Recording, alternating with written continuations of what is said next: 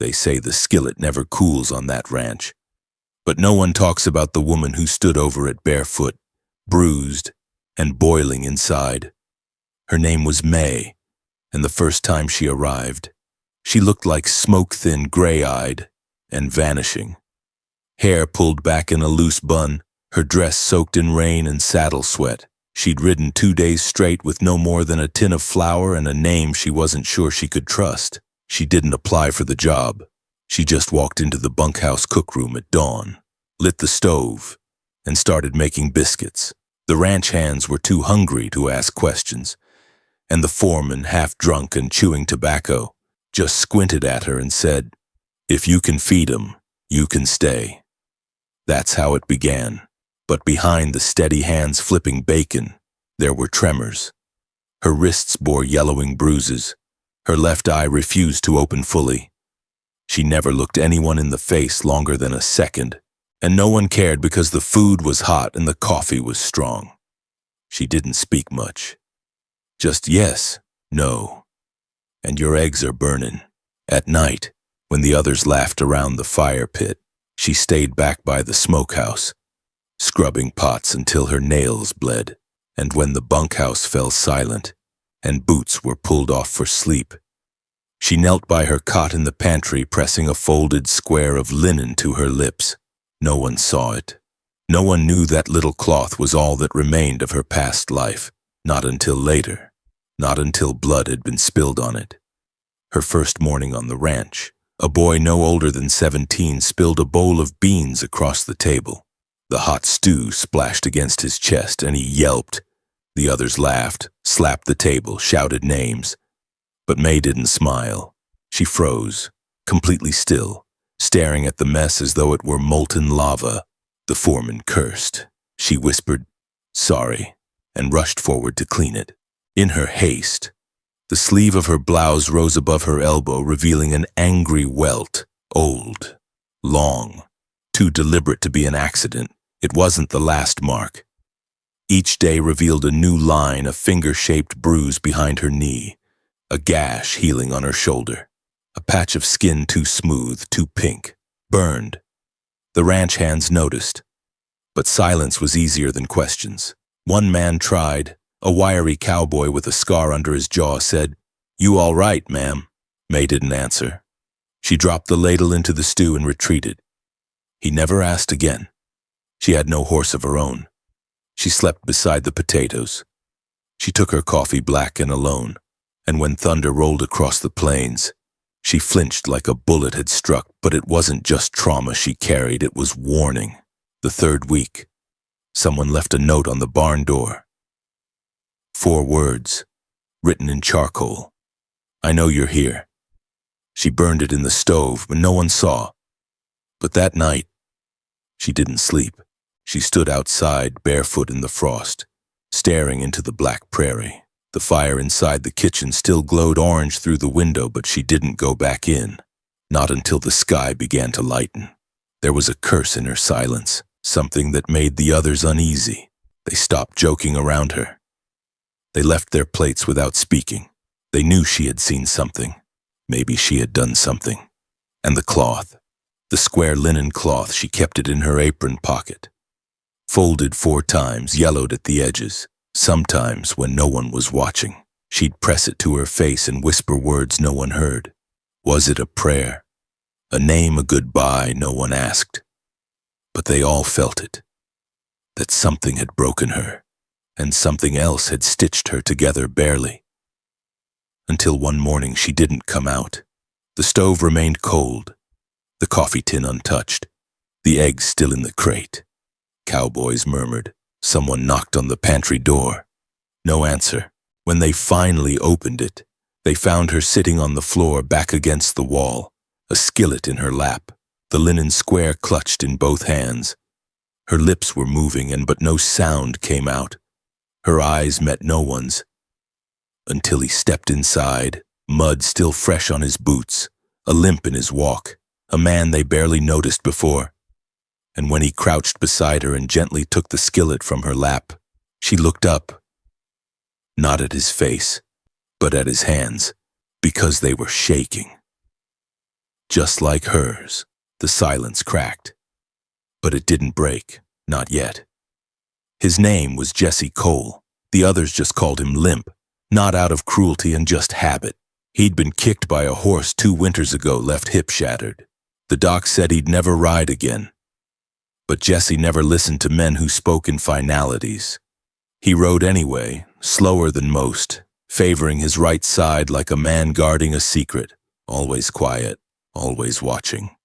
Always. And unlike the other cowboys who stomped mud across the porch, Jesse wiped his boots before stepping into the cookhouse. That morning, when May sat on the pantry floor clutching her skillet like it was armor, Jesse didn't ask what was wrong. He just knelt, noticed the way her eyes flicked toward the fire, how her hands were trembling, not from cold, but memory, and gently, without asking permission, he set a tin mug down beside her. Warm milk, not coffee, something softer. She didn't drink it, but she didn't push it away either. That was their first conversation. No words, just a gesture.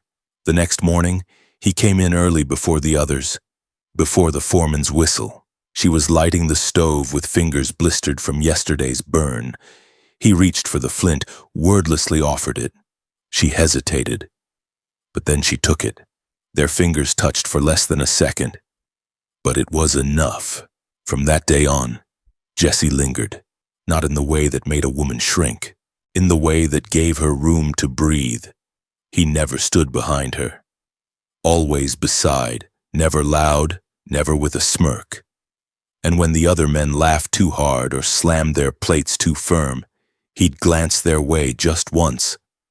A warning.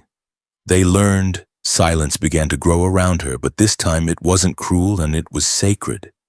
One evening, when she spilled a bowl of soup, her hands shaking again, the others looked to Jesse. He didn't speak. He just stood up, walked to her, and picked up the bowl, held it like it was worth something. That night, she left a small tin of cornbread by his bunk, wrapped in a strip of wax cloth. No note. He never said thank you. She never asked for it. A quiet rhythm began.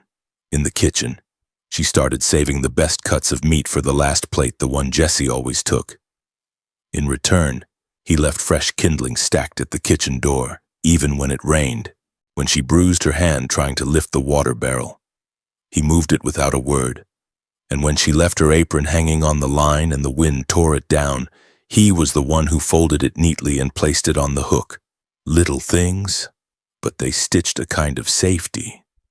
Jesse noticed the linen square too, noticed how she touched it after every meal, how she folded it like it was glass. He never asked, but once, while drying his hands on a rag, he looked at her and said, "Some things are too soft for this place, Tomonit, but that don't mean they don't belong."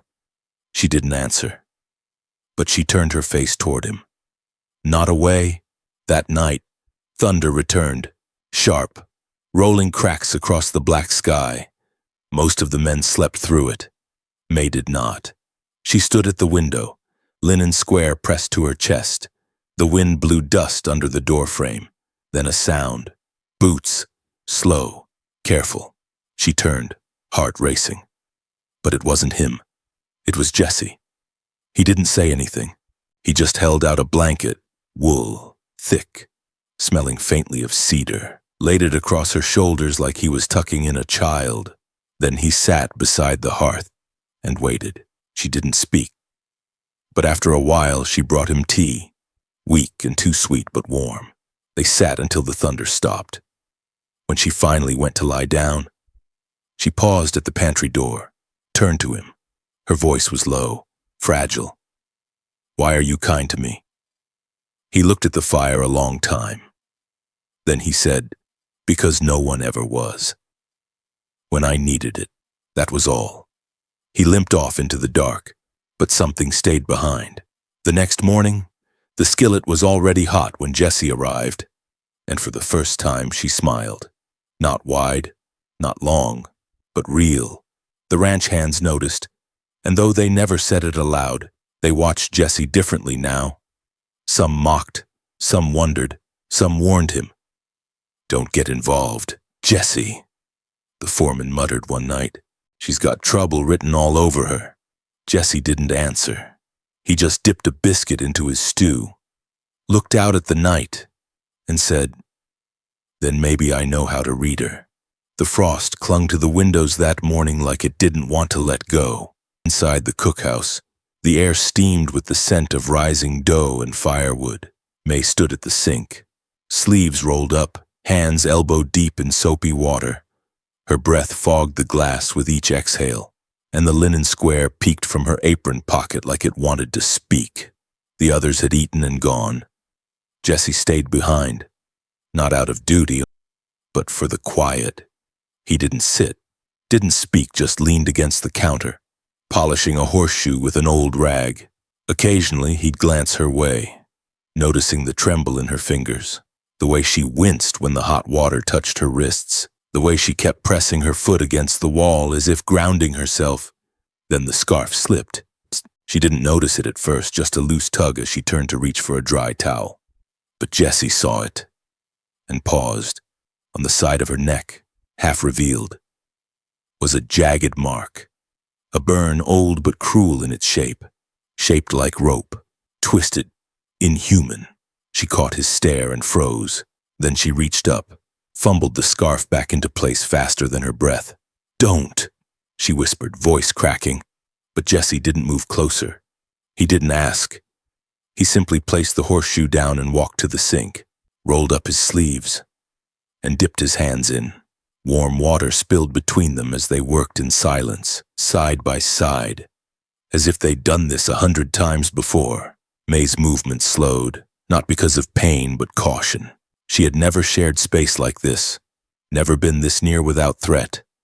Even the smallest sound felt louder: the clink of a cup, the slide of a plate, the soft brush of his arm when they reached for the same towel. Then a slip. The ceramic bowl she held slipped from her wet fingers, shattered in the basin, pieces scattering. She gasped, backed away, instinctively raising her hands like a child expecting a slap. But nothing came. Jesse didn't flinch. He just reached into the water, carefully retrieved the largest shard, turned it in his hand, and said, "Still beautiful." Even broke. Her breath caught. The words were simple, but something in the way he said them, low, certain, unflinching, made her knees weaken. She sat down at the corner bench, eyes full of something she didn't know how to name. He placed the shard on a rag, then turned to her. "This isn't the kind of place where you need to hide. May..." She looked up, startled. "You know my name." He gave the faintest smile. "You wrote it on the flour tin. Real small." She almost laughed. Almost. But instead, she whispered, "I don't even know yours." He wiped his hands, stepped back. Jesse Cole. Silence again, but now it felt softer. She looked at the linen square in her lap, unfolded it once, twice, until it rested open like a page. There, stitched in faded red thread, was a single letter L. Nothing else. He didn't ask, but she said anyway, voice thin. It was for Lily. Then she folded it again, pressed it to her lips. Jesse didn't pry. He just sat across from her and waited, like he knew she needed to speak, but also knew she had to choose it. Outside, the wind howled against the walls. Inside, a warmth bloomed slowly from stove to skin. Then she said it. He put it in the fire. Jesse's brow furrowed. She nodded toward the square. It was a blanket, small one, pink. "I found it after he thought it was gone." Her voice cracked again. "I pulled it out with my bare hands, burned most of it. That's all that's left." Jesse didn't respond. He stood, crossed the room, opened a drawer, pulled out a small tin of balm, the kind used on horse wounds, and without asking, he knelt in front of her, held out his hand, waited. She hesitated, then slowly placed her hands in his. He rubbed the balm gently into her palms, over the red welts, the cracked skin. His touch was careful, reverent, like handling something sacred. She didn't cry, but her jaw trembled. And when he finished, she didn't pull away. He wrapped her hands in a dry towel, looked up, Their eyes met, and in that long, long silence, something passed between them, something without name or boundary. The kind of thing that heals not by fixing, but by being. Jesse stood, his voice barely above breath. You're not firewood, May. You're not meant to be burned to keep others warm. Then he left. She sat there a while, unmoving, the linen square still in her lap. Only now she wasn't gripping it for survival. She was holding it gently, like memory, like hope. The nights were longer now. The wind sang through the slats in the bunkhouse, carrying the smell of sage and faraway thunder. May sat cross-legged on the floor of the cookhouse, a lantern beside her, casting light across a tangled mess of fabric. She wasn't cooking. She was sewing. Old scraps, some plaid, some floral. One made from a torn bandana lay scattered around her knees.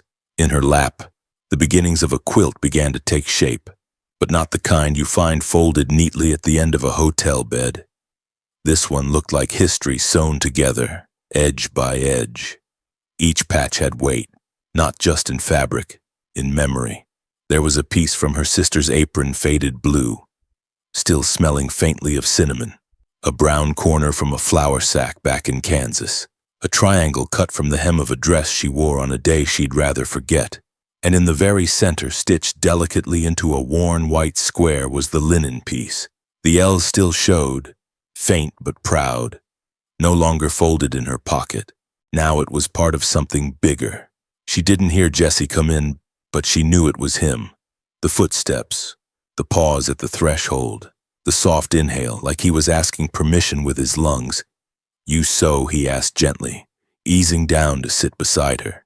She didn't look up, just nodded. Used to. My mama taught me. Said when everything falls apart, stitch what you can, even if it's crooked. He studied the quilt. His eyes paused at the linen center. Is that? She nodded again. It's time. That's all she said. He didn't press. Instead, he picked up a strip of plaid from the pile and held it up. This one looks like my grandfather's shirt. May smiled. Then stitch it. He hesitated. I don't sew. She handed him a needle. Now you do. They sat like that, her guiding, him fumbling for almost an hour. Jesse poked himself twice, cursed softly. She giggled once, quietly, like the sound had surprised even her.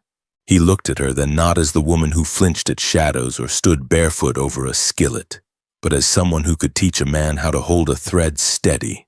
How long you been running? May he asked softly. She froze. Her fingers paused mid-stitch. Then she set the needle down. Too long, she whispered. Since Lily, she didn't cry, but her voice did. She was mine. Didn't live more than a week. Sick from birth. He said she was punishment, that I shouldn't have named her. Jesse clenched his jaw, but didn't interrupt. He buried her himself, wouldn't let me come, said I didn't deserve to know where. Her hands were shaking now, but she kept sewing. Because her mama had said stitch what you can. I left the next morning, took the blanket from the ashes and ran. I didn't even have shoes. The wind outside howled, but it couldn't drown her voice. He found me once, in Elk Creek, dragged me behind a barn, said I had a debt, that women like me don't get second chances. Jesse's hands were fists now. May looked at him, eyes wide, voice low. I thought I was broken. Jesse, like them plates I drop, like that skillet I hold too tight. He shook his head. You're not broken. She looked back down at the quilt. Then why does it still hurt? He exhaled. Because you remember. And because you're still here. She placed the finished square atop the others. The quilt was far from done, but the center was strong now. Jesse pointed at it. What do you call it? She blinked. The quilt. He shook his head. No. The thing you're making with all that pain, stitched together with your own two hands? She was silent for a moment. Then she said, a place that can't be taken. He smiled, slow, then stood, limping slightly. I'll bring you more scraps, he said. I got a shirt I tore on barbed wire. Ain't good for wearing, but might fit somewhere in there. Before he left, he paused at the door, then turned. You're building something, May. One day. It'll cover more than you think. She didn't reply. She just looked down at the quilt again at the center square, pressed her palm against the faded L, and for the first time she didn't feel the sting of loss, only warmth. Not because it didn't hurt anymore, but because someone had sat beside her and stitched through the pain. Some touches steel, some take, some bruise. But once in a long while, one will stay with you. Not because it left a mark, but because it didn't. May had spent years learning to shrink herself before hands ever reached for her. Her back bent instinctively when a man raised his voice. Her wrists pulled close when boots stomped too near. The touch she feared most wasn't fists, it was the kind that came with a smile and the lie you owe me. That kind of touch had taught her to feed before hunger, to soothe before being asked, to trade kindness for safety, to survive. But Jesse Cole never asked for anything, never once leaned in too far, stayed too late, or lingered in a way that claimed space. He simply existed beside her. And it was that the absence of taking that undid her. It was late when the moment came. She'd finished supper. The men were gone. Bellies full. Boots dragging. Only Jesse stayed behind, wiping the crumbs off the table without being asked. "Storm's coming," he said, glancing toward the low rumble in the sky. May nodded. She could feel it in her knees. The kind of storm that didn't break until it made someone cry. As she leaned to pour the last of the stew into the slop bucket, her heel slipped on a patch of grease. She stumbled, and the pot clanged to the floor, and then before she could catch herself, he was there, not grabbing, catching, no. Two strong hands, one at her elbow, one gently bracing her waist. Steady, soft, present. She didn't pull away, not immediately, no. She just froze. Their faces were close now. The lamplight flickered between them.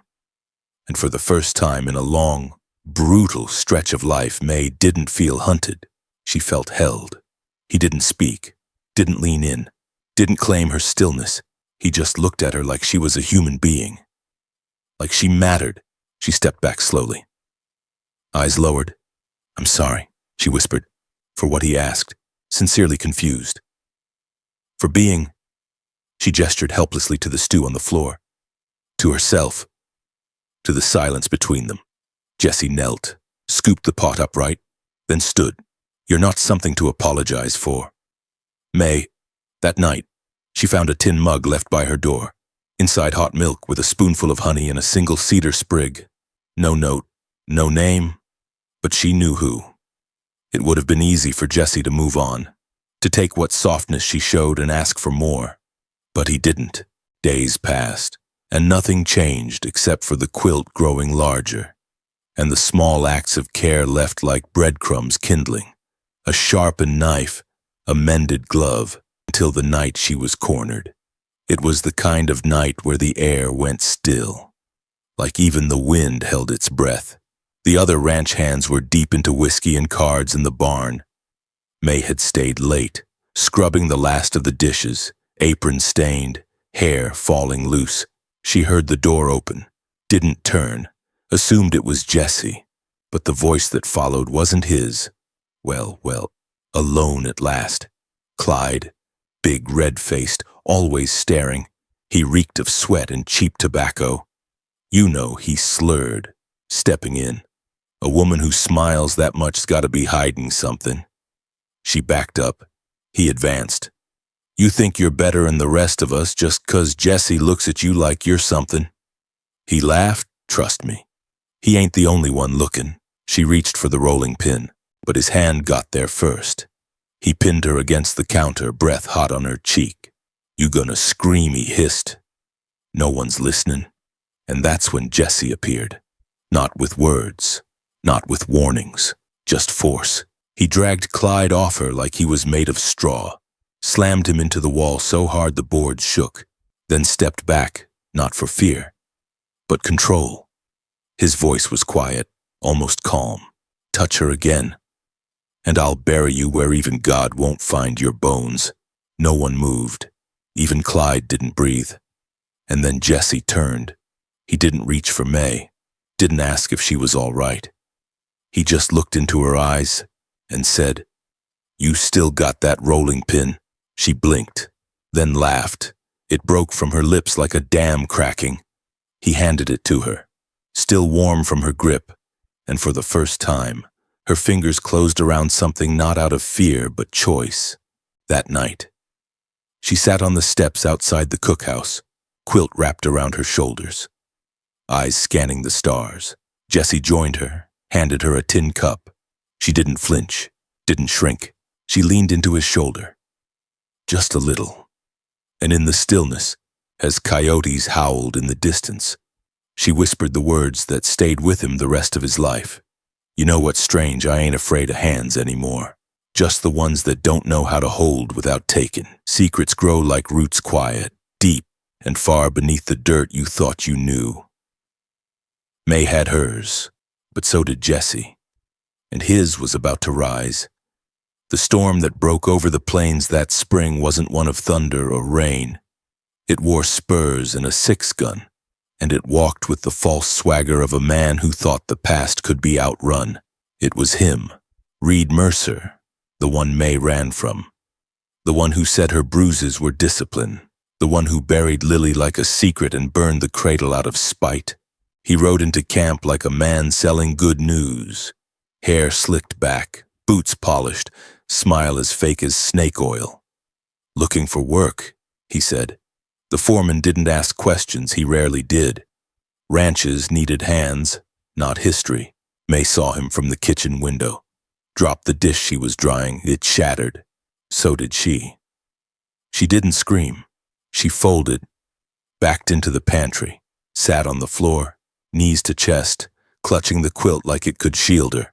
Jesse found her like that. Again, this time, her hands were wrapped in the fabric he helped stitch, but her eyes were back in that cabin, back in those chains, back in the fire. "He's here," she breathed. Jesse didn't ask who. Didn't need to. He saw the rider, saw the grin, saw the devil smiling at the woman he tried to destroy. And Jesse Cole stopped being quiet. He stormed out into the yard, every step thunder. The other cowboys turned. Jesse the foreman began, but Jesse didn't stop.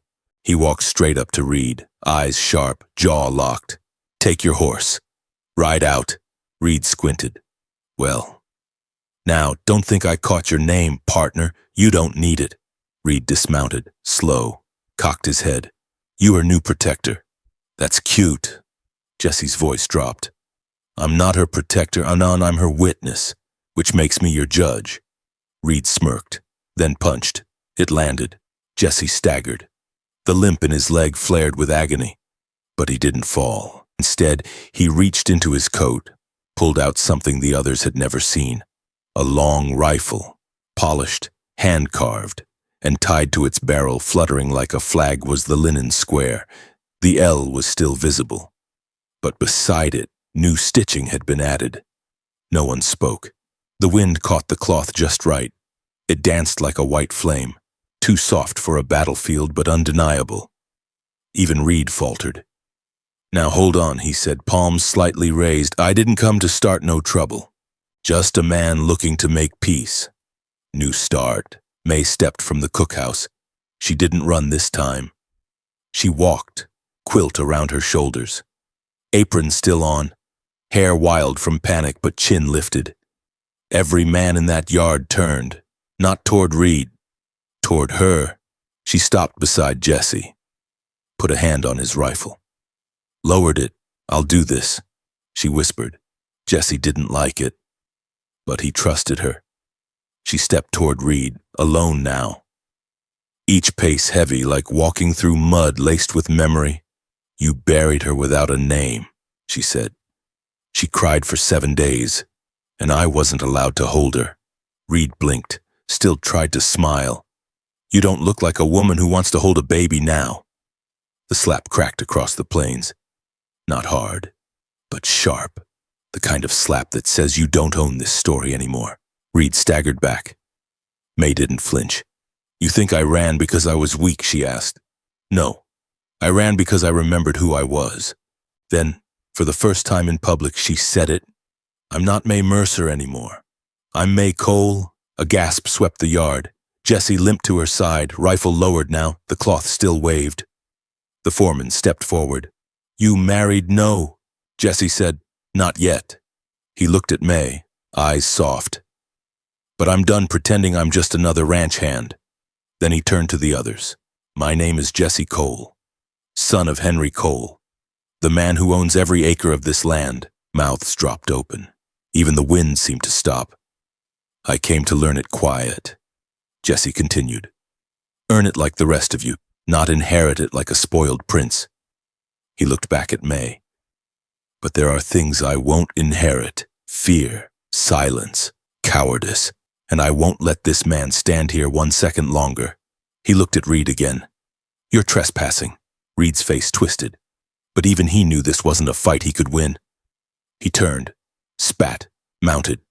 I'll see you again, he muttered. May called after him. You'll see your own reflection and flinch before that happens. And then he was gone. Silence. Only the linen fluttered. That night, Jesse and May sat beneath the stars. The rifle lay beside them, the quilt over their shoulders, the wind warm. Why didn't you tell anyone who you were? She asked. He smiled. Because I wanted to be loved without a name. And she finally fully believed him. Years passed like slow-moving cattle, steady, dusty, and full of the same rhythm that once felt like prison, but now felt like peace. The ranch never changed much, still smelled of manure and firewood, still echoed with the calls of cowhands and the clanging of supper bells. But the kitchen had changed. Sunlight poured through its windows now, no longer filtered by soot or grief. The walls were whitewashed. A single vase of prairie roses stood on the sill, and behind the stove, mounted where the old soot stains used to be, hung a framed piece of cloth, the linen square, no longer yellowed and trembling, now stitched into fine muslin bordered with May's favorite blue. The L was still there, but so were 2 more initials. Curved in gold thread M+J. People often assumed it was the brand for the ranch. But those who stayed long enough, or earned enough trust to be told, learned the truth. It wasn't a brand, it was a blessing. The quilt lived in the bedroom now. Hung neatly over the pine wood bed Jesse carved himself. It had grown almost queen-sized, stitched with patches from every chapter of their life together. A square from Jesse's old flannel, a swatch of the tablecloth from their first supper as husband and wife. Even a piece of May's wedding dress, cut from the hem after she tripped walking down the aisle and declared, "If I'm going to fall for you, I might as well do it head first." They laughed for hours that day, still did, when they told the story. Jesse limped a little more now. Age would do that, but he never stopped walking the perimeter every morning. Hat tipped low. Shotgun slung over his shoulder, no longer for protection, just routine. May's hands had grown rough again, not from fear, but from canning tomatoes and repairing fence-line shirts. Her hair silvered at the temples, but her eyes never dulled. And in the evenings, when supper was done and the porch was quiet, they'd sit in their rocking chairs, him with his boots off, her mending a sock, and talk about the years like pages in a book they both knew by heart. Sometimes, May would reach back, trail her fingers across the quilt, and pause at one square in particular, the center. The original linen, the L. Do you ever think about her, she'd ask. And Jesse would nod. Every morning, when the sun hits that chair you always say is too cold. I like to think that's her spot. May would smile. Not sadly, just softly. Funny how something so small could leave a shape this big. The quilt had become more than warmth. It was a journal, a shrine, a record of survival stitched in thread and touch and time. Visitors came. Some were strangers passing through with saddlebags and dusty eyes. Some were children runaways, drifters, the kind Jesse and May always welcomed with cornbread and clean sheets. May had a rule: no one sleeps on the floor, not in her house. One night, a girl no older than 16 showed up at dusk, shoeless, eyes hollow. May fed her, bathed her, wrapped her in the quilt without a word, and as the girl slept, clutching the linen square the way May once had, Jessie whispered. She's not you. May nodded, no. But I remember how it felt to be her. They kept the bedroom door cracked that night, just in case, in the morning. The girl was gone, leaving only a thank you note and a pressed daisy. May stitched that daisy into the next square. Years later, they'd run their fingers over it and smile, because pain, when tended right, becomes beauty, and love, when given freely, leaves trails like thread. One spring, the quilt began to wear thin in the corners. Jessie offered to retire it. May refused. If it falls apart, she said, we'll stitch it again. Like us, Jessie asked. Exactly like us. Their golden line, the one the ranch hands still whispered when they spoke of the couple in the White House near the creek, was this: you don't need to be whole to be holy. And those words hung over every meal, every story, every silence that once used to frighten but now felt like peace. When Jessie passed, the quilt was wrapped around him. May didn't bury it. She kept it, repaired the thread herself, slept under it alone for the first time in 20 years. And when she passed a few winters later, the quilt was folded neatly across the bed, a note atop it. We built this together. If you need to start again, here's your first square. The house is quiet now, but the quilt still lives. In a trunk at the foot of the bed, smelling of cedar, smoke, and bread. And the linen still holds its place at the center, no longer a cry for help, but a monument to healing. In a world that often demands perfection before love, this story reminds us healing doesn't come from being untouched. It comes from being seen, held, and chosen, scars and all. May's journey isn't one of fairy tale salvation. It's a quiet, deliberate reclaiming of self. Piece by piece, stitch by stitch, she builds something from what others tried to burn. The quilt is more than fabric. It's a metaphor for the human soul, torn, patched, fragile in places, but beautiful because of what it survived. Too often, we think we must be fully healed before we're worthy of love or rest. But healing rarely waits for clean hands. It meets us in the dirt, in the quiet kindness of someone who simply stays. And Jessie, he teaches us that strength isn't loud. Sometimes it limps, sometimes it listens, but it always stands when standing matters most.